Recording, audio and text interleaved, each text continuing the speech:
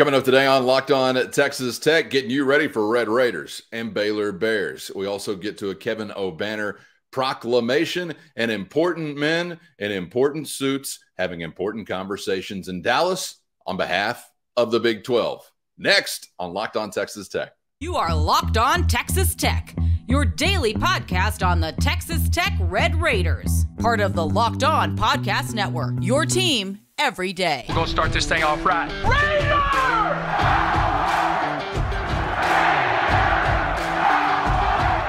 Everything runs through Lubbock.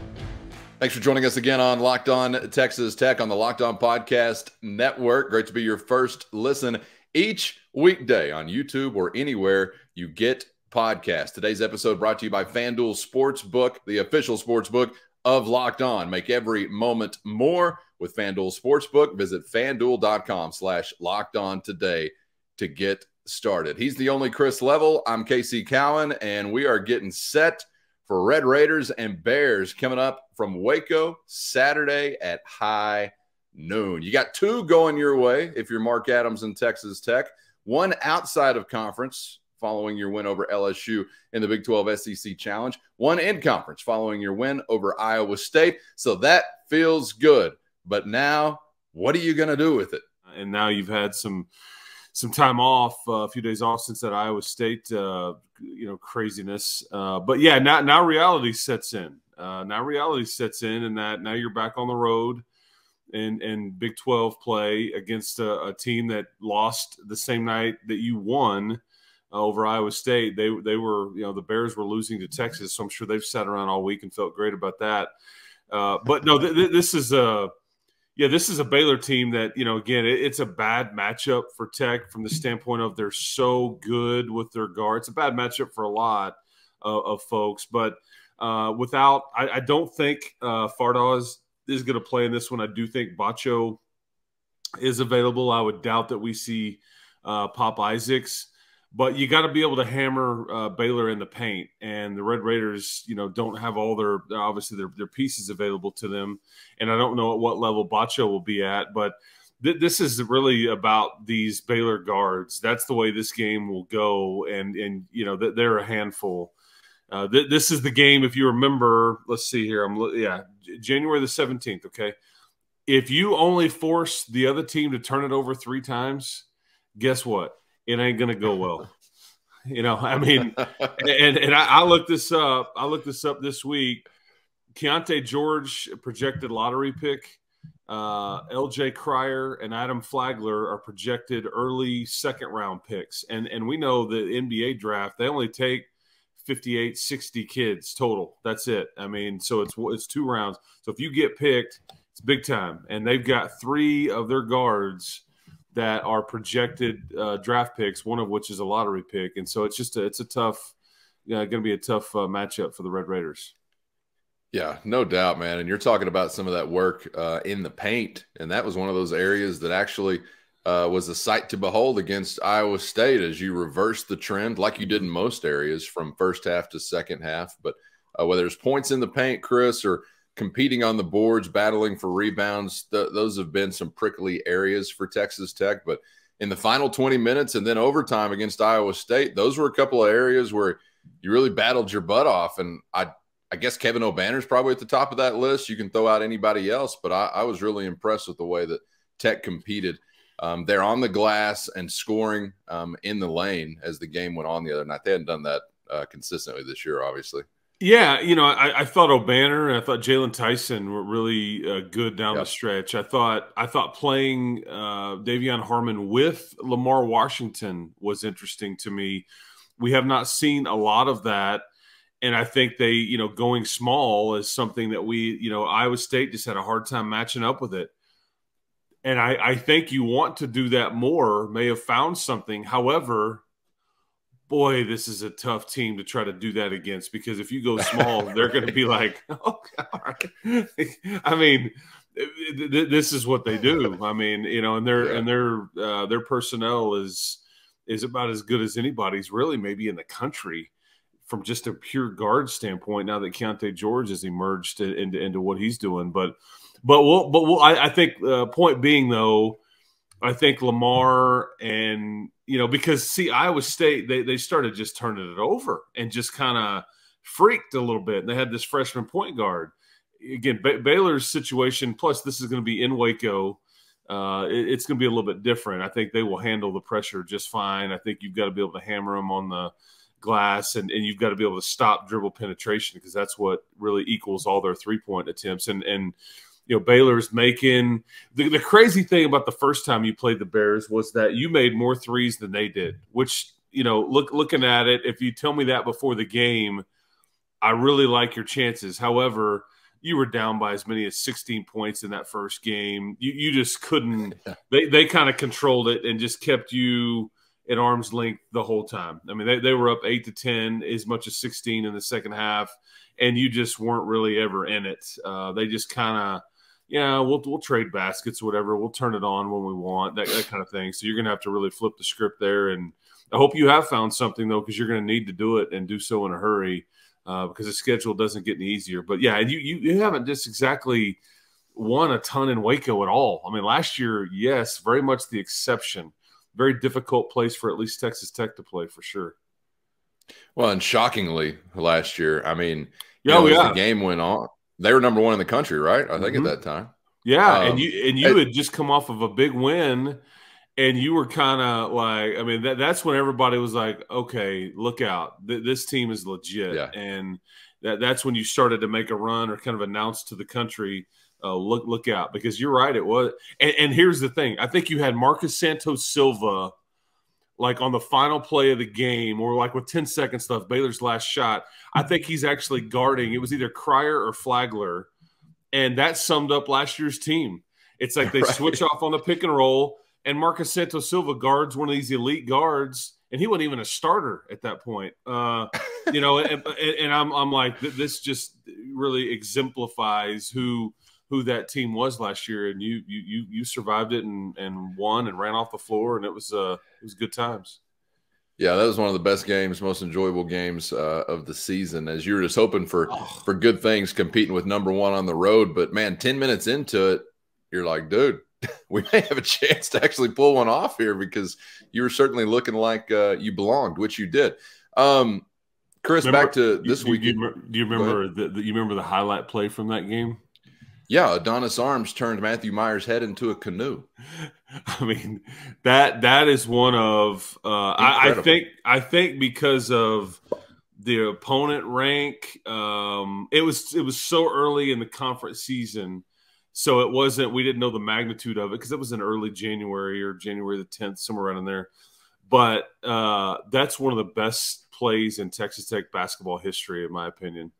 I mean, because it was – I was like, do what? I mean, this was extremely impressive. Yeah, I had to hold my wife back like, holy – Hello, Adonis Arms. It's nice to meet your athleticism, because we hadn't seen it that way up to that point. But yeah, that was big time, man.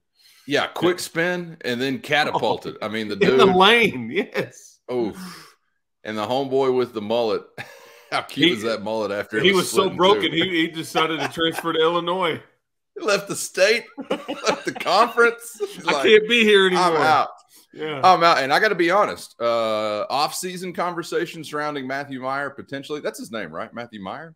Matt Meyer, yeah. I wanted him here. Trust me. I was excited when they were I was going to say, I was the other way. I was like, nah, dog, you can't bring this cat to Lubbock. That was one of the greatest moments of my 2022 was seeing him split in half, and then I'm going to go rooting for him. It's like when they tried to make Doug Christie a Mav one time. Thankfully, he was cut prior to the year. That wouldn't have gone on very well.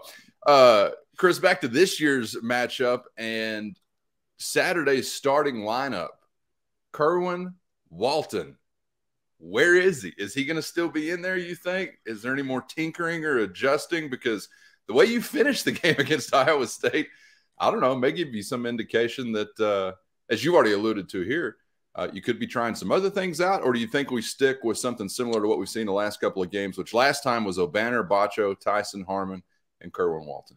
Yeah, great question. I bet you see the same starting lineup that you did versus LSU and versus Iowa State. That's going to be my guess. But I just feel like Lamar Washington specifically has earned more minutes, the way he kind of is defended and kind of, done some different things. And he got 8 points the other night on some runouts and some things like that. So I won't be and again, it's so much of it is how you finish. And I think you've kind of, mentioned it there. That's really the most important thing. But I bet sure. That's how you start it. The same way because hey, you've won 2 in a row. Why mess it up? That's true. That's true. If you're looking for any recipe for success, the most recent recipes have led to your only success in a couple of months. So, maybe keep rolling with that. Chris, as we kind of pivot away from this one, even though you'll have to have this one to make it come true, I wanted to get back to something that caught our attention following the game against Iowa State, and it was Kevin O'Banner's proclamation, "We are going to the tournament." But first, today's episode brought to you by America's #1 sportsbook, FanDuel. If you're new to FanDuel, that's even better because they've got so many great features to make your betting experience fun and easy, even if you're a beginner. New customers can join today and get started with $150 in free bets guaranteed when you place your first $5 bet. Just sign up at FanDuel.com/locked on. So that's a free $150 in free bets when you place your first $5 bet by going to FanDuel.com/locked on. They've got all your favorite bets from the money line to point spreads, player props, and all points in between. Plus, you can even combine your bets for a chance at a bigger payout with a same game parlay. You know what that's about. All on an app that's safe, secure, super easy to use. So don't miss out. Football fan, basketball fan, whatever fan. Place your first $5 bet today to get $150 in free bets, win or lose, at FanDuel.com/locked on. That's FanDuel.com/locked on, and make every moment more with FanDuel, the official sportsbook partner of the NFL. And it was Kevin O'Banner's proclamation, "We are going to the tournament."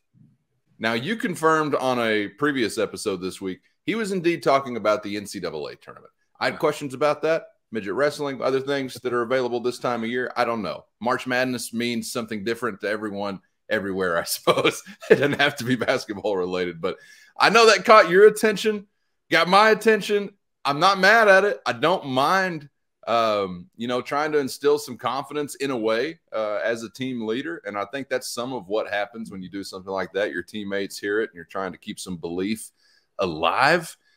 I'm not here to say they're mathematically eliminated, but you tell me where they are in the grand scheme of things right now, because, man, improbable seems kind of like an understatement if we're talking about actually making that run.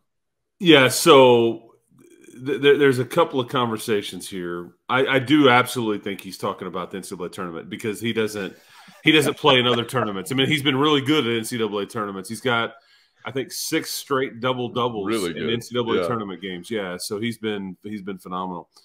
Not the CBI, not the one you got to pay to go to. Yeah, not the big boy. Exactly. And he's not talking about the Big 12 tournament either because they're guaranteed to play in that. So after they beat Iowa State the other night, if you look at this bracketology stuff, and I admittedly haven't paid near as close attention to it to this point this year just because the Red Raiders have just not really been involved with it. You know, last year I followed it pretty closely on where you were seated, maybe where you were going to get sent. Right now, that's just, to me, it's not in the conversation yet. However, because of how good the Big 12 is and because the data, okay, that's really the most important thing. It's not what we think. The data is telling you that this league is just an absolute monster, okay, which we all know. That because you're 1-8 in the Big 12, you are 12-10 overall, okay? However, because the league is so good, you have actually entered the conversations in like it's you know how they do like next 4 out, then the 4 out after that, and also kind of considered. You're kind of in that also considered of being on the bubble, if you will, even though you are 1-8, okay, because of you beat an Iowa State team that's really good on paper. I mean, it looks really good, and it makes your data look better. You're still a top 65 net team, okay, as far as the rankings go, and everybody's ahead of you in the Big 12. My point being, you've got a lot of work to do. But you're not. It's interesting to have the conversation just because it's not crazy talk per se yet. But you're guaranteed 10 games left here in this season. That's all you've got on the books. You've got 9 conference games left, and then you're going to go at least play 1 game in Kansas City at the Big 12 tournament. Okay, only 4 of those 10 are going to be at home. Okay, so you've got 5 conference road games left, and then you've got the neutral site game in Kansas City. And unfortunately for you, the home games, the next 2 for at home, are going to feature 2 of the teams at the top of the Big 12 standings in Texas and Kansas State. But it's going to take you. I mean, the NIT. Okay, if we want to even lower the conversation or lower the standard or as far as widening the plate of tournament talk, even the NIT, they don't take teams that are below 500. Okay, I mean, and maybe this is an exception if you're like at 500 or 1 game above 500. But to get to the NCAA tournament, I mean, we're talking. You're going to have to be, in my opinion, I just don't see it if you're 6-12 in the league.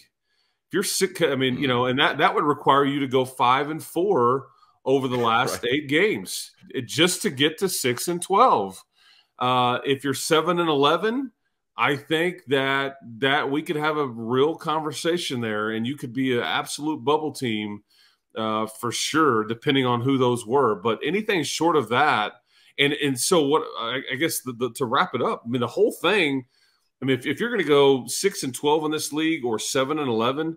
You've got to go 5-4 or 6-3 down the stretch here with how many games you're going to win in the last 9. And if you look at the schedule, I mean, in Waco, you're in Morgantown, you're in Lawrence, Kansas.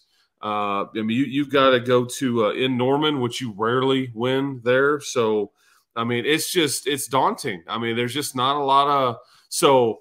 I don't want to say that Kevin O'Banner is going to end up being wrong. It's just highly unlikely at this point unless something changes and unless you start rattling them off. I don't ever want to tell the guy, whoa.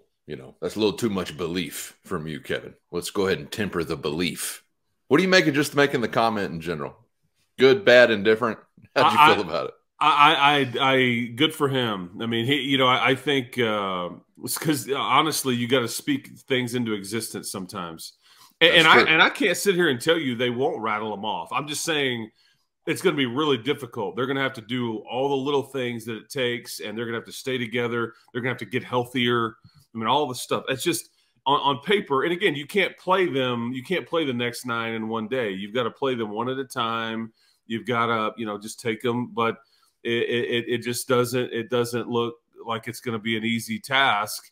But I appreciate Kevin O'Banner for speaking up and having some leadership because I think that at times I don't think he speaks up enough. I mean, that's his personality. He's just kind of quiet demeanor. Right.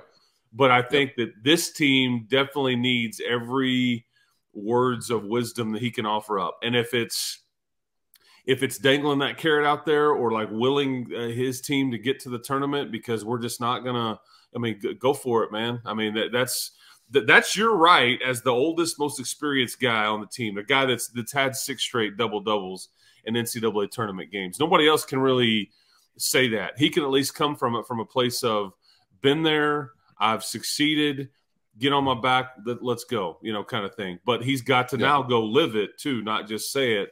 But I have no problem with it. In fact, I kind of applauded it. I was surprised that he said it, but coming from him, and he's the only – if anybody else would have said it, I would have thought, yeah, I mean, but with him, I think it's a bit different. So because he doesn't talk a whole lot. You know this. I mean, he's just not – when you get him one-on-one, he's great. But I just don't – he's not real loud and boisterous and not one to really proclamate something like that. See what speaking it into existence can do in your life today. It's a real thing. And I will have a ribeye for lunch, maybe some afternoon beers and a nap on the other side of that. I'm speaking it into existence I'm jealous of your existence this afternoon. I can tell you I'll let you know later on if that Please came to do. fruition or not. Yeah. I've got to get out there and make it happen, it sounds like. Speaking of guys having ribeyes for lunch, fancy men in fancy suits meeting at an airport hotel in Big D on behalf of the Big 12 Conference this week. We'll explain and get into it next on Locked On Texas Tech.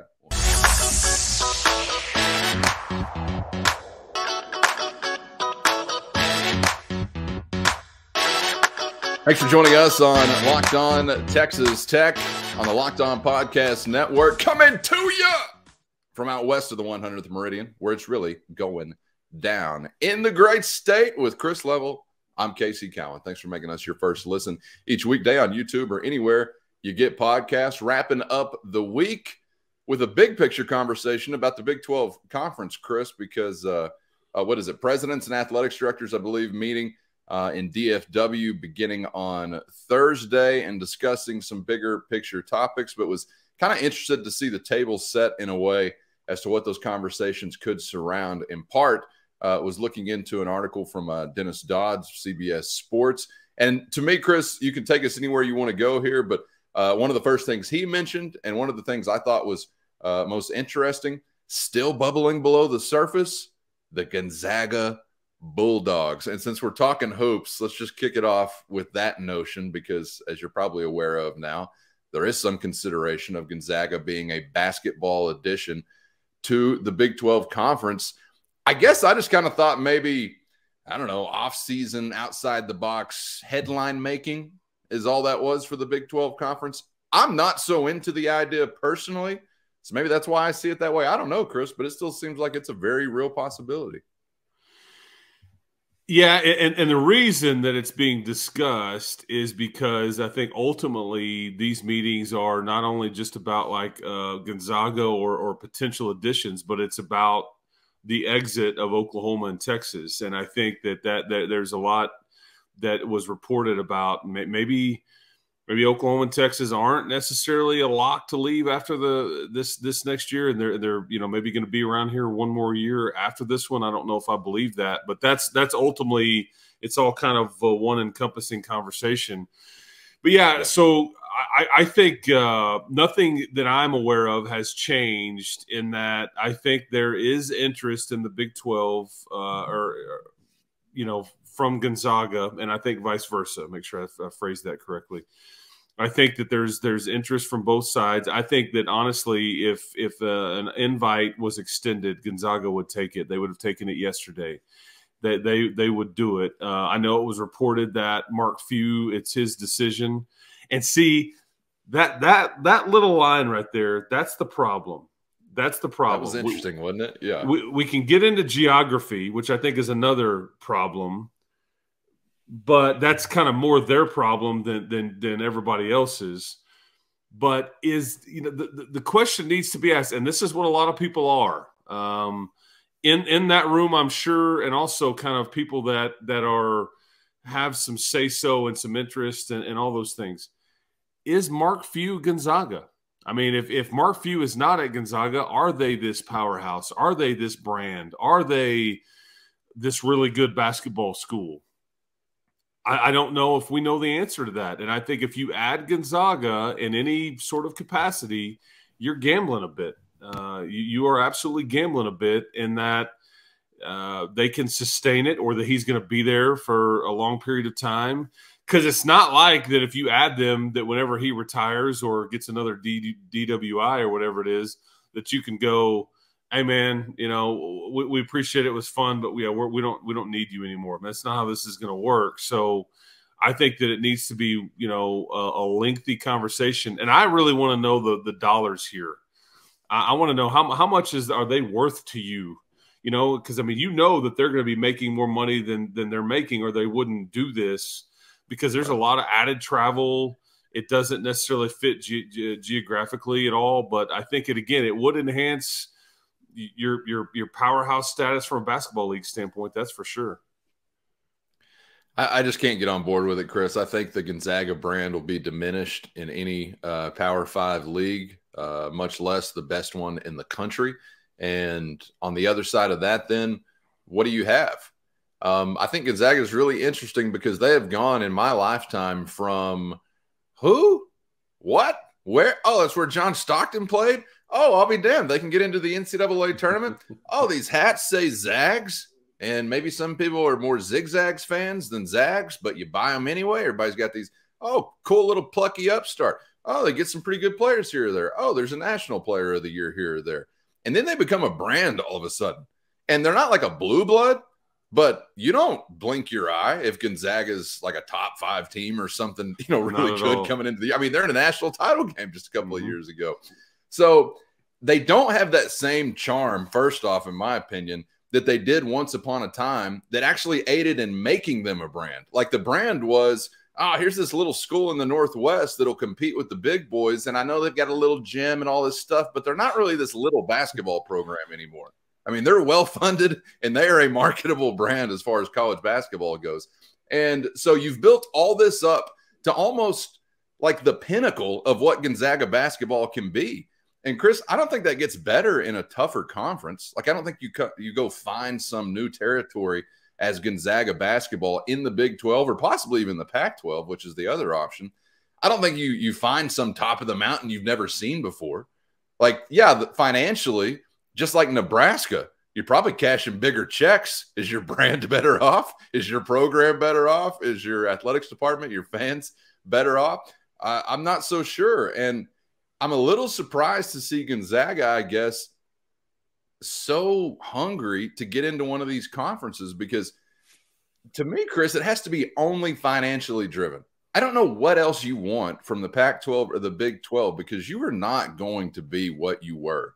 You may still be very good. You may be Texas Christian coming to the Big 12, Chris, which turned out very good for them, but it ain't one-loss seasons every year in the Mountain West like they had previously, or no-loss seasons. You know what I'm saying? Like Texas Christian and Utah made that transition to bigger conferences, and it's like, all right, y'all are pretty good examples of teams that elevated and have competed pretty well. I mean, I know Utah's competed for Pac-12 hardware. If they hadn't got it outright, they've been in conference championship games. We know what Texas Christian has done, and that's the good example of how it's gone. But even they haven't lived the life they lived, as a group of 5 team that's like unbeaten every year and a one-loss type of season. And I just look at Gonzaga in kind of the same way saying, dude, here's how shiny your brand is when you lose like just a couple of games a year or something. So what do you think it's going to look like when you lose 10 in the Big 12 conference some year? And, oh, by the way, the guy that you just mentioned in Mark Few, your head man since 1999. What are you when you are fewless? I mean, I think we all know this. I'm not trying to say these are like really insightful questions, but these are questions I think most people are asking themselves because, Gonzaga has made a lot of hay being what they are, and that's someone outside of a power conference landscape. And if I was in a position to be wearing a fancy suit in a Gonzaga administration building, I'd be tapping the brakes big time because I just don't know that you could have it any better than you have it right now. I thought it was really interesting, Chris, and I think this is where maybe I can identify with some of the frustration. The load they carry for the West Coast Conference, I think is what they're in, WCC. Yes. I saw yesterday, like out of whatever NCAA tournament units that conference has commanded, they're in commanding these dollars. Gonzaga represents like 80% of those. So they're maybe a little frustrated with the fact that they're carrying so the whole league.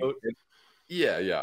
And not getting that percentage cash-wise, I guess. But is what I'm saying making sense as far as diluting what they are whenever they get into some real dogfights of conferences? Yeah, and I think they may be ready to. One, you have to also ask yourself: is this what posturing is going on as it relates to the Pac-12 conference here? And this could be asked from a Big 12 standpoint or a Gonzaga standpoint. Is there a bluff being made by Gonzaga or the Big 12 to try to entice the Big 12 into doing something or whatever? I don't know, but it's worth asking the question. I think from a purely basketball standpoint, there's no doubt that geographically, Pac-12 makes a lot more sense with travel and some of the proximity with Washington and Washington State and where they're located. But from a basketball standpoint, there's no doubt that if they want to be kind of like seen among the who's who that the Big 12 is the better by far the basketball league. True. You know, but I think this is definitely financially driven. I also think that, you know, because the tournament is likely to expand at some point potentially soon, they would not be as worried about, you know, finishing not at the top of a league, if that makes sense. And I think that they may, because they recruit nationally, they're on a national stage in November and December and all those things. And I think they would feel like that they even more so, you know, I think they are thinking it would enhance their brand and that they would be with more like-minded, serious basketball schools. I will tell you too, I know we're getting close to wrapping up here, but I will tell you that this isn't just a Gonzaga basketball only conversation. There's some things that are going to be discussed, I think, by Brett Yormark to the folks at these meetings, because he also is a big fan of UNLV. I believe is maybe a basketball only school as well. And that has as much to do with where UNLV is located as anything. But I think that bottom line is this is very much outside the box guy.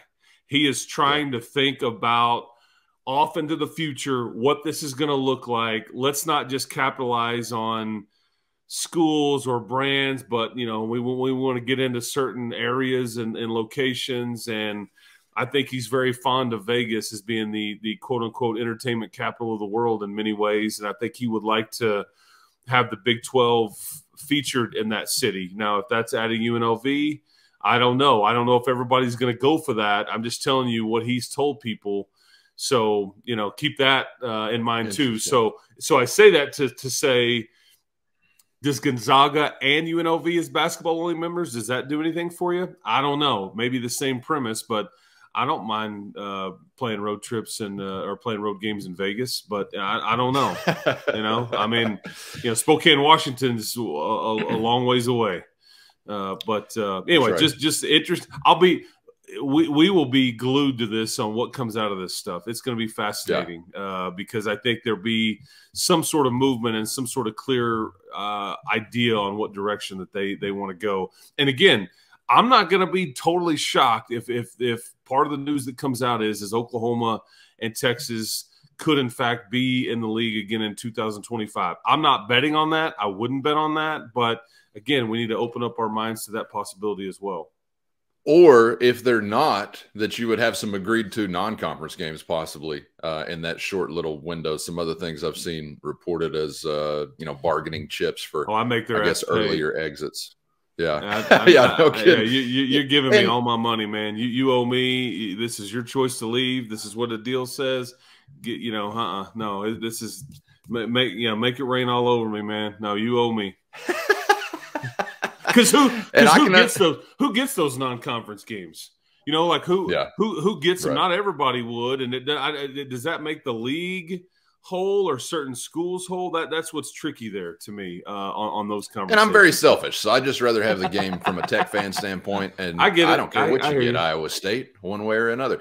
And I can understand going after the entertainment capital of the world. And since you've already got Lubbock, Texas captured, then go to the next best thing. That's Las Vegas.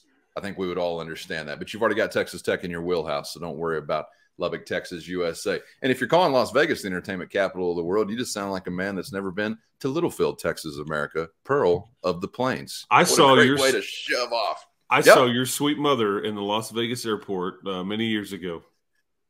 That is right. She's out working her shift.